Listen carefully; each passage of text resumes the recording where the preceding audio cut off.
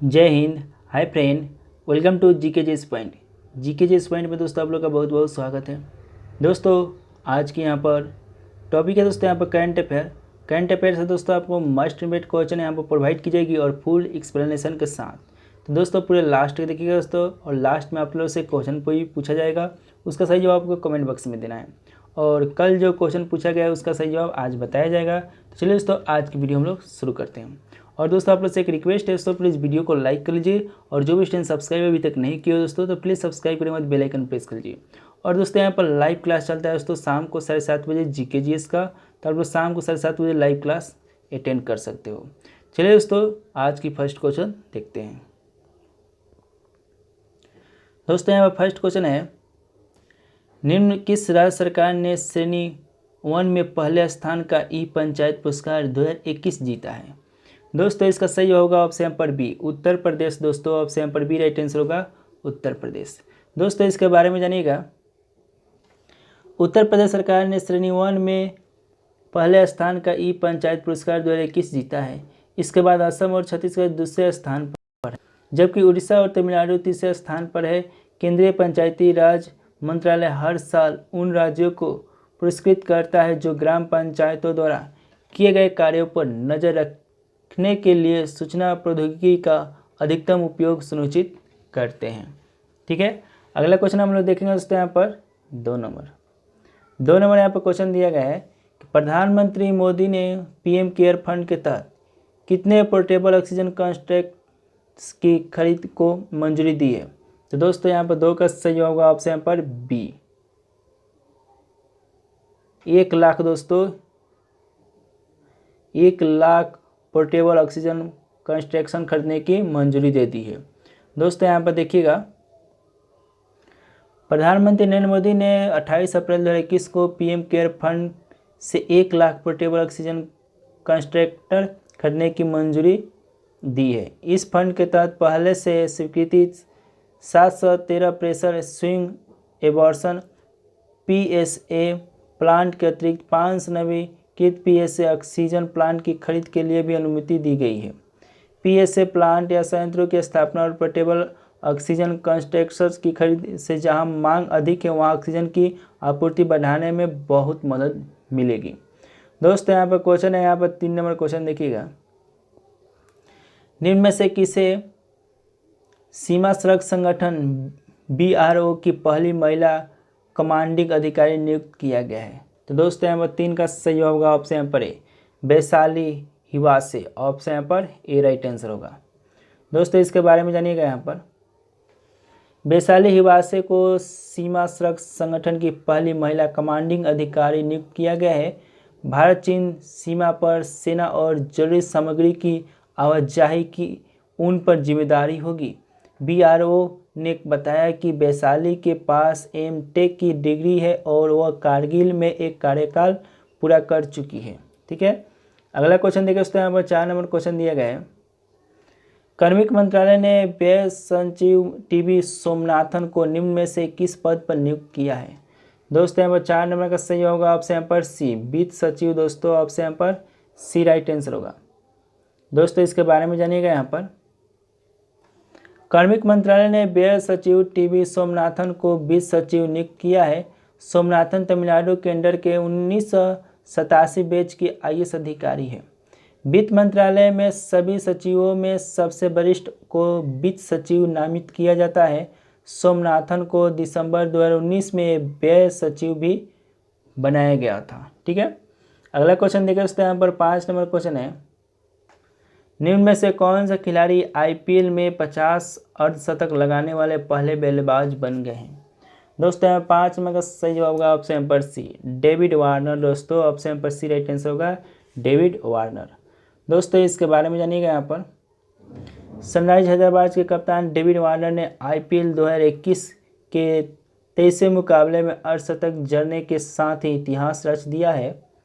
Warner ने 50 गेंदों पर 3 चौके और 2 छक्के की मदद से अपना अर्धशतक पूरा किया और आईपीएल के इतिहास से 50 से अधिक अर्धशतक जड़ने वाले पहले खिलाड़ी बन चुके हैं। ठीक है, अगला क्वेश्चन देखिए दोस्तों, यहाँ पर 6 नंबर क्वेश्चन दिया गया है, हाल ही में किस देश के मंत्रिमंडल ने सार्वजनिक स्थलों पर सभी प्रकार के चेहरे और नकाब को राष्ट्रीय सुरक्षा के लिए खतरा मानते हुए इस पर प्रतिबंध लगाने का प्रस्ताव मंजूर दे दी? दोस्तों इसका सही होगा ऑप्शन यहाँ पर है श्रीलंका। ऑप्शन यहाँ पर ए राइट आंसर होगा।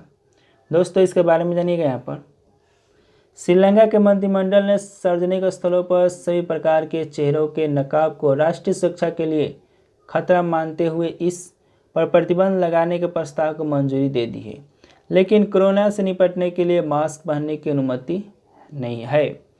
कैबिनेट प्रवक्ता एवं सूचना मंत्री कहलिया रामबुलवेला ने कहा है कि मंत्रिमंडल ने सार्वजनिक स्थलों पर सभी प्रकार के नकाब पर प्रतिबंध लगाने का फैसला किया है। क्वेश्चन है यहाँ पर 7 नंबर क्वेश्चन दिया गया है। भारतीय रिजर्व बैंक आरबीआई ने बैंकों के सीईओ एवं एमडी के कार्यकाल को कितने वर्ष तक सीमित करने की घोषणा की है?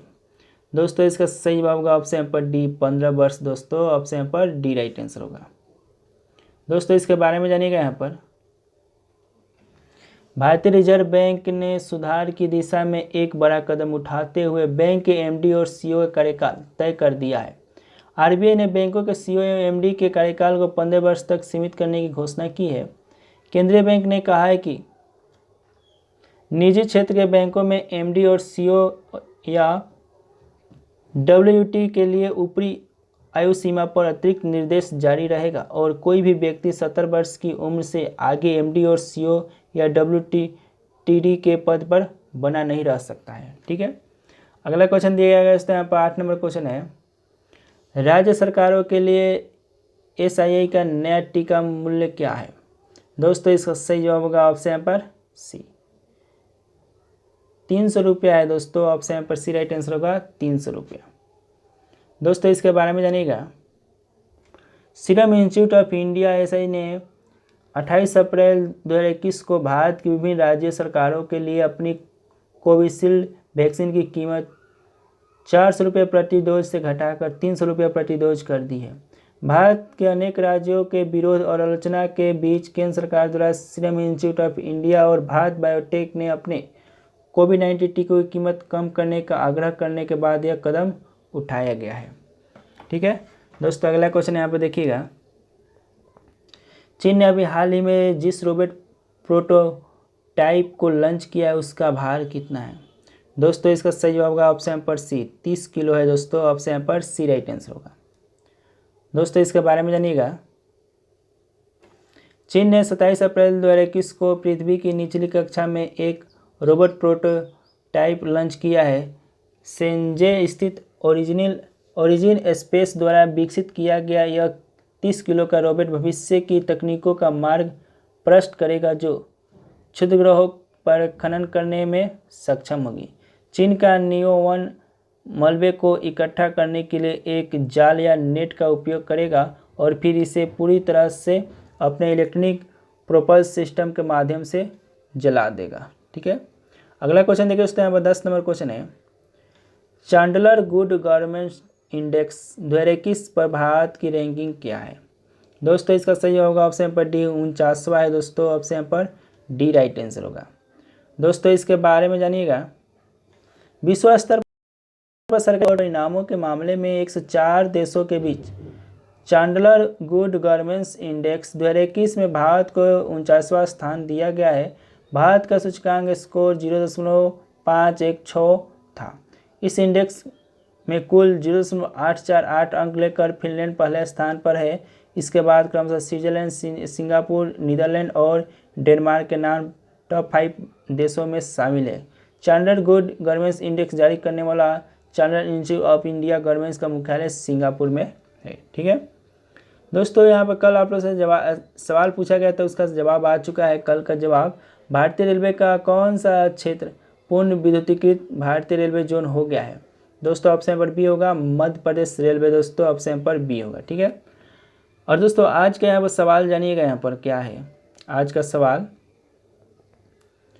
रक्षा मंत्रालय की वेबसाइट मिलिट्री डायरेक्ट के एक अध्ययन के अनुसार दुनिया में सबसे ताकतवर सेना किस देश की है?